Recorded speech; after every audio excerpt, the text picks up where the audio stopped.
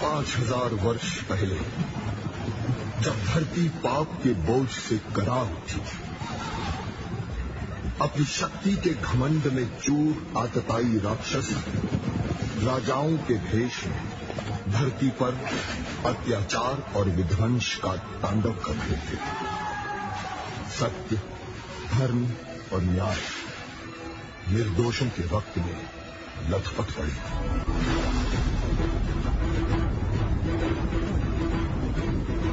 अरे अपनी जान बचा, भागो भागो, मथुरा का राजकुमार कब आ रहा है।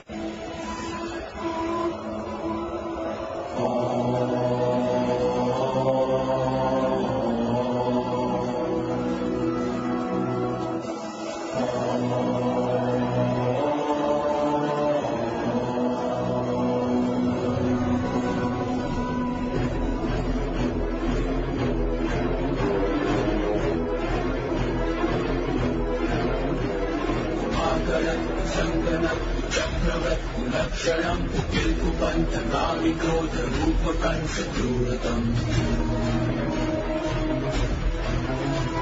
असभ्य अत्याचारिणे अशिष्टतम् अभद्रतम् दुरात्मा अनन्त दुःखदायि दुष्टदुर्जनम्।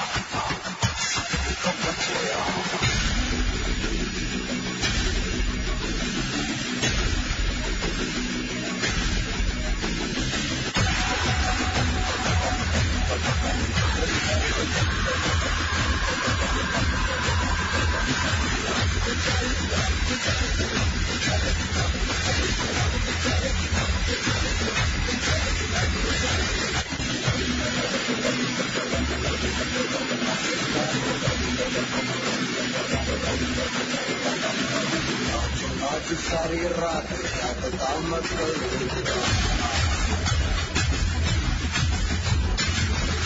पीठ ढोल पीठ हाथ पाँव मार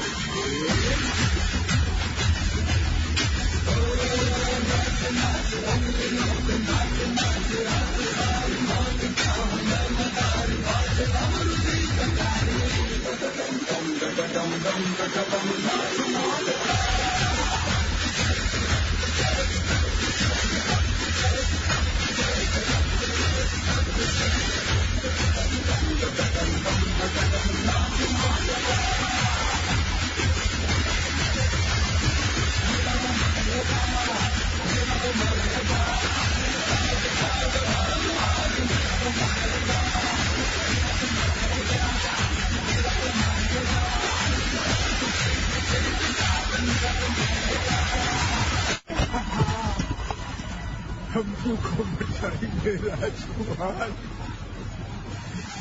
हमको को बचाएंगे। हम आपके पाँव पड़ते हैं, हम पर दया कीजिए राजकुमार, हम पर दया कीजिए। हमारे बेटे बेटियों को मत ले जाइए राजकुमार, मत ले जाइए।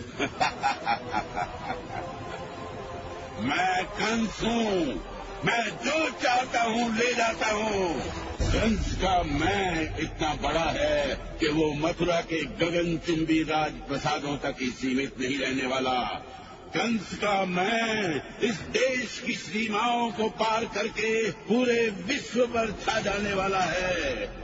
कंस अपनी विजय पताका पृथ्वी के सीने में गाड़ने के बाद तीनों लोकों में फहराने वाला है।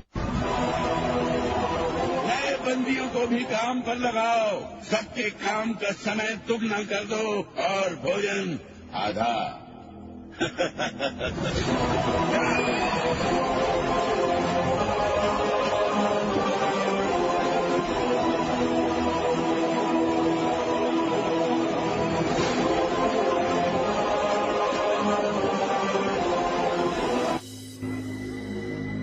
कंस की क्रूरता एक पिता के रूप में मेरी असफलता का प्रमाण है देवकी। मथुरा का सम्राट उग्रसेन एक विवश पिता होकर रह गया। मुझ पर तो कंस भैया अपने प्राण न्यौछावर करते हैं बड़े पिताश्री। मेरी छोटी से छोटी आवश्यकता का ध्यान रखते हैं। अपने से अधिक उन्हें मेरी सुरक्षा की चिंता रहती है। जानता हूँ देवकी, मेरी चिंता ये है, यादों के 18 कुल पहली बार एक हुए हैं। मैं तो स्वप्न देख रहा था कि यादों का स्वर्ण काल अब निकट है, परंतु कंस भैया, मैं जानती हूँ ये आप ही हैं। देवकी, मेरी प्यारी बहन, मुझे विश्वास नहीं होता कि कल तू इस घर से सदा के लिए विदा हो जाएगी।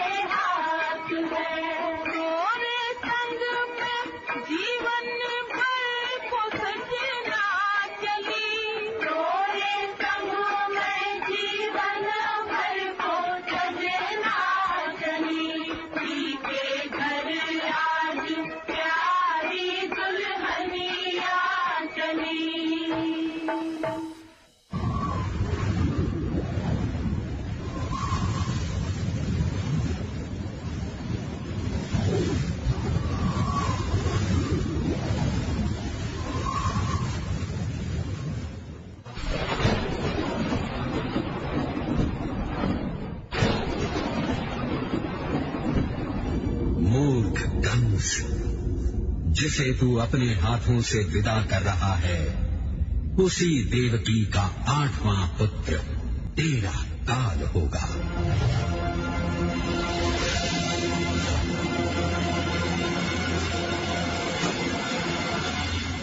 मेरी प्यारी बहन की विदाई का शुभ अवसर मेरी मृत्यु का अशुभ संकेत बनेगा? कदापि नहीं। मेरा होने वाला भांजा मेरा काल बनेगा। असंभव, असंभव। देवकी, मुझे क्षमा करना, मुझे क्षमा करना मेरी प्यारी बहन।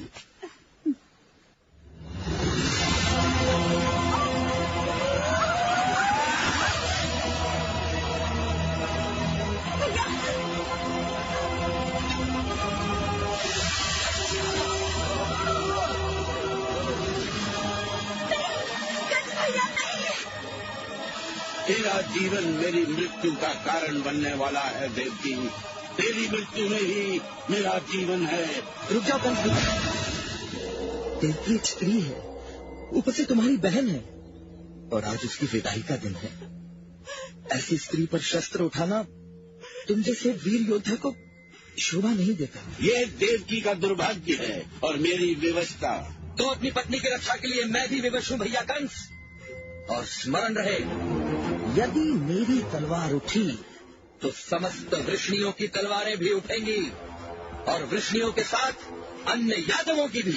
मुझे धमकी दे रहे हो वसुदेव? नहीं भैया, भैया, भैया, भैया आप पर दया करो। और अपने काल को मैं जीवित छोड़ दूं? कदापि नहीं।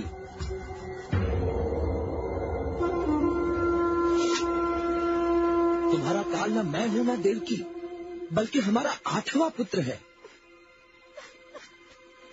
मैं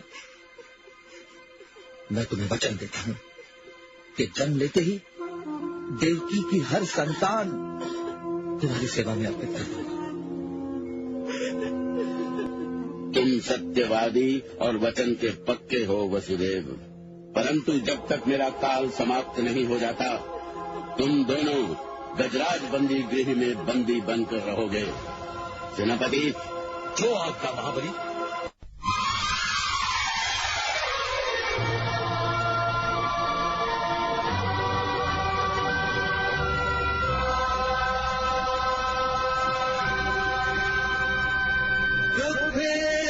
दुख की हरित माला कुदरत ही पिरोती है।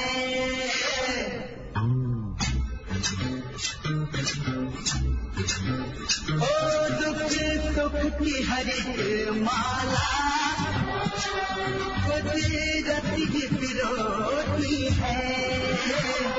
हाथों की लकीरों में ये जागती होती है। दुख की हरित माला कुदरत ही पिरोती है।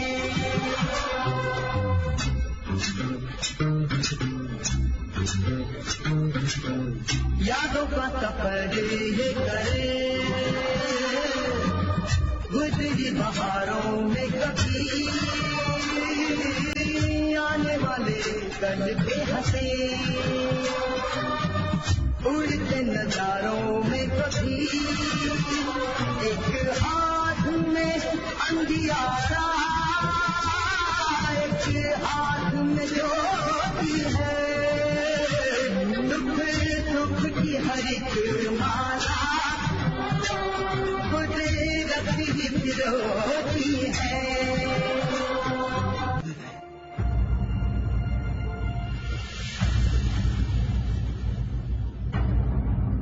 तुझ पर राजद्रोह का आरोप है कंस। तू युवराज है, इसीलिए मैं तुझे अपने बचाव का अवसर देता हूँ, अन्यथा सीधे मृत्युदंड देता। कंस की तलवार ही कंस का उत्तर है महाराज उग्रसेन। जिस तलवार ने मथुरा के हर शत्रु को उत्तर दिया है, आज वही तलवार मथुरा के सिंहासन को भी उत्तर दे सकती है। तूने जो किया है वो केवल राजद्रोह नहीं, अधर्म है कंस। अपने प्राणों की रक्षा करना हर क्षत्रिय का धर्म है, और यदि अब भी आप संतुष्ट नहीं हैं, तो धर्म अधर्म का अंतर जानने के लिए आपको भी गजराज बंदी गृह में भेज दिया जाएगा। तू मुझे धमकी दे रहा है, अपने पिता को, यादवों के सम्राट को? धमकी नहीं पिताश्री, चेतावनी। शत्रुओं के आक्रमण का भय दिखाकर राज्य की सुरक्षा के नाम पर आपातकालीन स्थिति घोषित कर दो। वसुदेव और देवकी से सहानुभूति रखने वाले प्रत्येक व्यक्ति को बंदी बना लो। विरोध में जो सिर उठे उसे मृत्यु दंड दो, दंड दो, दंड दो।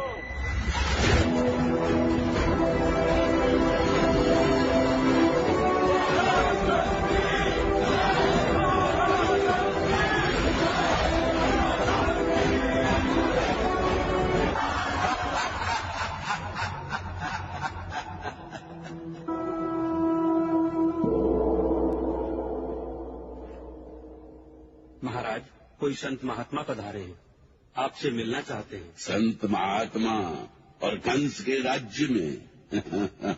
मैंने उन्हें चेतावनी भी दी कि संत महात्माओं को महाराज ने मृत्युदंड का आदेश दिया है। फिर वे नहीं माने, बोले कंस से कह दो नारद आए हैं। नारद? तूने पहले क्यों नहीं बताया मूर्ख? नारद मेरे परम शत्रु विष्णु का भक्त है। उससे उगलवाया जा सकता है कि विष्णु मेरे विरुद्ध कौन सा षड्यंत्र रच रहा है। ओम नमो नारायण, ओम नमो नारायण।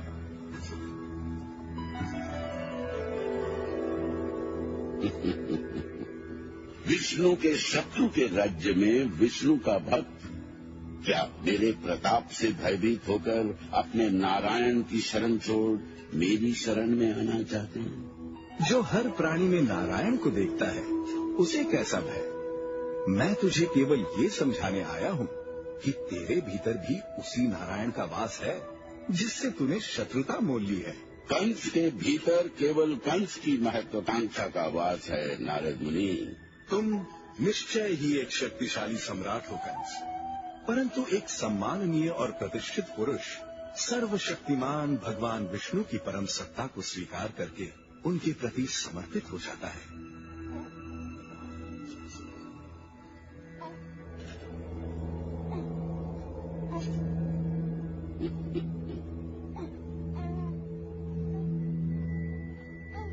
महाराज कंस, जैसा मैंने वचन दिया था, ये रही मेरी पहली संतान, मेरा पुत्र। मेरा दुर्भाग्य है कि मैं इस अवसर पर आनंद व्यक्त करने में असमर्थ हूं। मुझे क्षमा कर दीजिए। नारद मुनि, मैं इस बालक के साथ जो चाहूं कर सकता हूं। आपकी नीति और ज्ञान से भरे हुए शब्द भी मुझे रोक नहीं सकते। मैं जो चाहूं कर सकता हूं, परंतु ये बालक मेरा काल नहीं है। अपना 8वां पुत्र लेकर आना, मैं प्रतीक्षा करूंगा।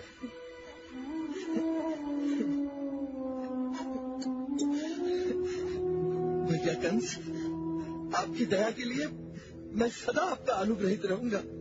हाँ।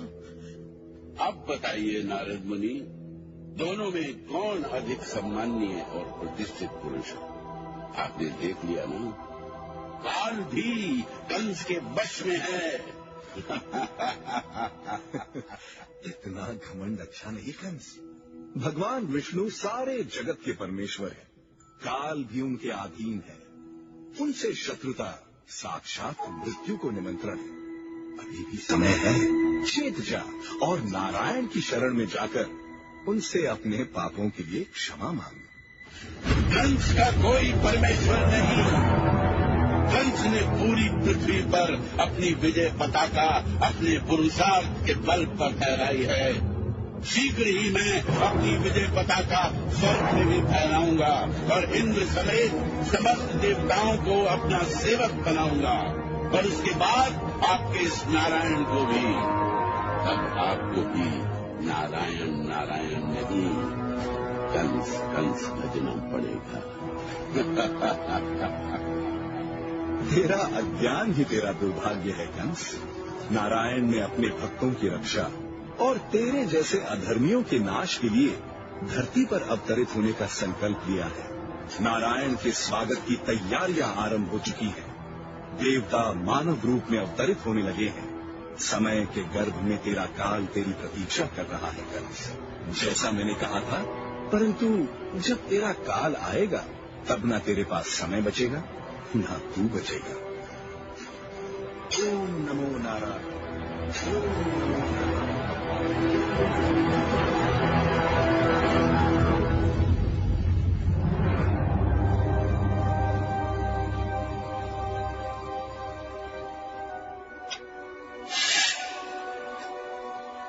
नारद मुनि की बातों में आने की भूल मत कीजिएगा महाराज।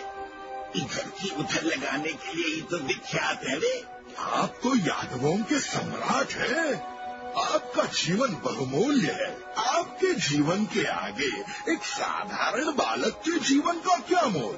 महाराज, 8वीं की प्रतीक्षा करने का अर्थ है काल को 7 अवसर देना। हाँ हाँ महाराज, पहला भी उतना ही बड़ा संकट सिद्ध हो सकता है जितना बड़ा 8वां।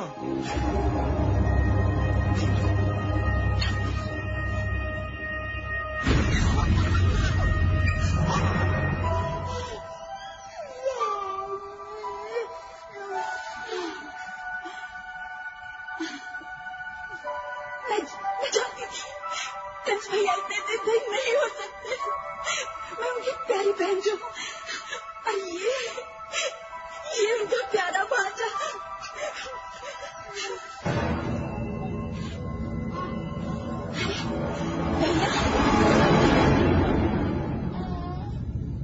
संभव है महाराज हम पर दया करके हमें मुक्त करने आए हो। हमारा लाल हमारी मुक्ति लेकर आया है।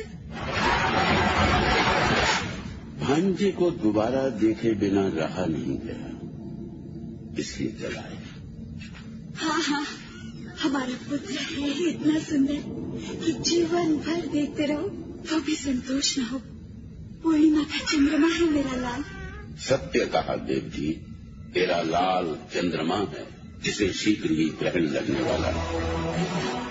मैं और तेरा पुत्र दोनों एक ही भविष्यवाणी से बंधे हुए हैं। वो मेरा काल है और मैं उसका काल हूँ। आपने स्वयं से जीवन दान दिया था क्योंकि ये हमारी पहली संतान है।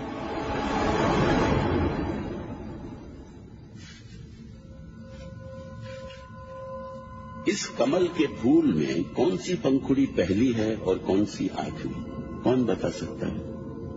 दाएं से गिनो तो 8वीं भी पहली है, बाएं से गिनो तो पहली भी 8वीं है। इस कमल की हर पंखुड़ी 8वीं हो सकती है देव जी, इसलिए तेरी हर संतान मेरा काल हो सकती है देव जी।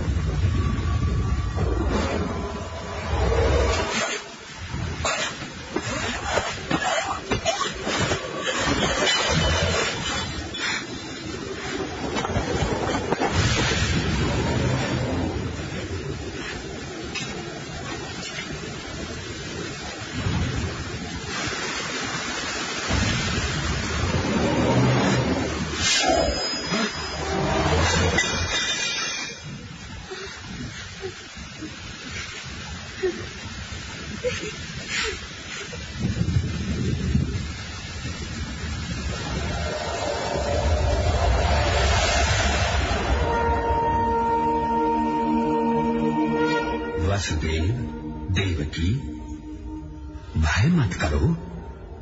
तुम दोनों ने मुझे पुत्र रूप में पाने के लिए सहस्रों वर्ष तपस्या की है। तुम्हारे अनन्य प्रेम से प्रसन्न होकर ही मैंने आज तुम्हारे यहाँ जन्म लिया है।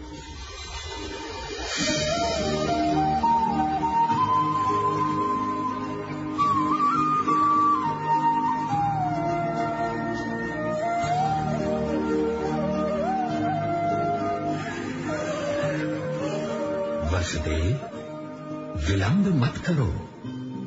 मुझे तुरंत यमुना के पार गोकुल ले जाओ। वहां नंद की पत्नी यशोदा ने एक कन्या को जन्म दिया है। यशोदा प्रसव की थकान में बेसुध सोई होगी। उसके पास मुझे लिटाकर उसकी बच्ची को यहाँ ले आओ। शीघ्रता करो वसुदेव।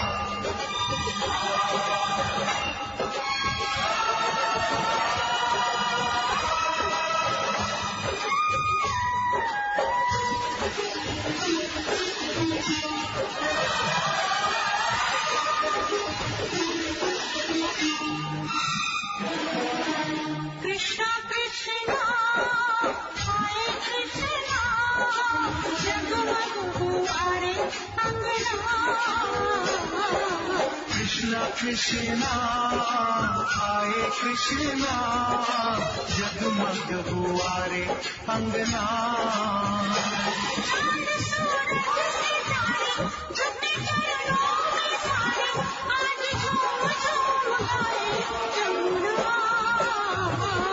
कृष्णा कृष्णा आए कृष्णा जगमग हुआ रे अंगना।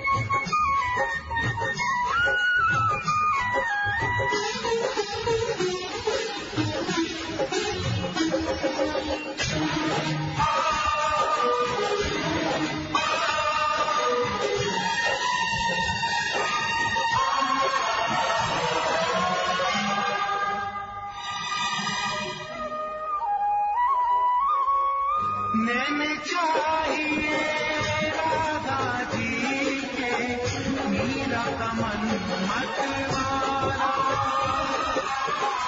कण कण में फिरे नंद का लाला, वो जो देखने वाला।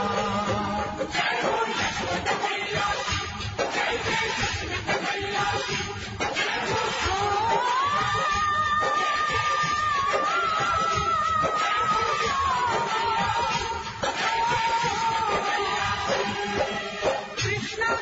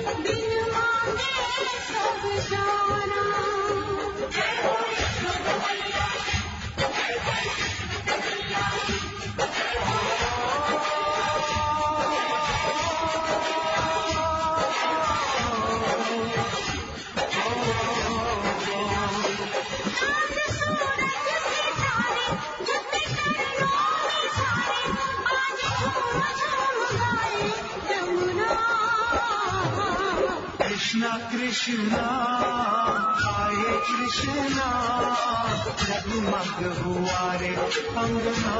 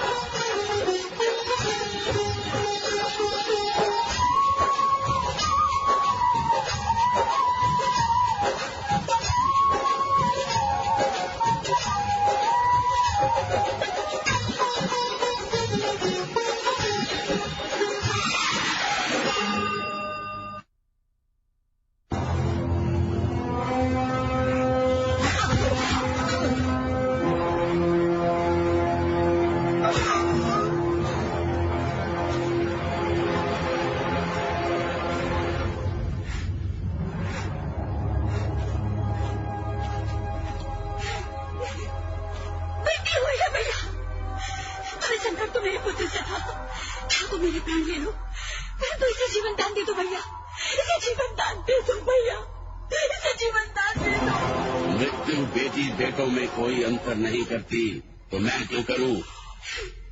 से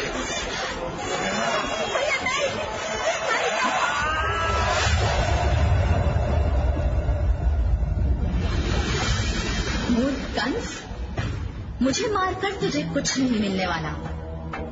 तेरा काल कहीं और जन्म ले चुका है।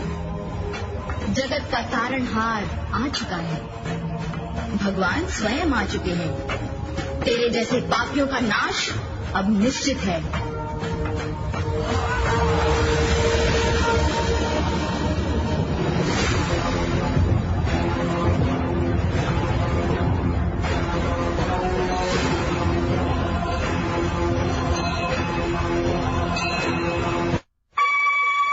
कंस के कारागृह में देवकी अपने 8वें पुत्र के लिए बिलख रही है, क्योंकि उसके चारों ओर कारागृह और कंस के अत्याचारों का अंधकार है, और उसके हृदय का चंद्रमा उससे दूर यमुना पार निकला हुआ है। परंतु चंद्रमा तो चंद्रमा है, जब उसे निकलना होता है तब वो निकल ही आता है। यदि आकाश के किसी टुकड़े पर बादल हो तो दिखाई नहीं देता, परंतु होता अवश्य है। मथुरा के आकाश पर काले बादल है तो देवकी का चंद्रमा दिखाई नहीं दे रहा है, परंतु नंदगांव पर बादल नहीं है तो देवकी का चंद्रमा यशोदा की गोदी में निकला हुआ है, यशोदा की आंखों में निकला हुआ है, यशोदा के घर के पालने में निकला हुआ है, और यशोदा सपनों की डोरी हिला हिलाकर उसे सुला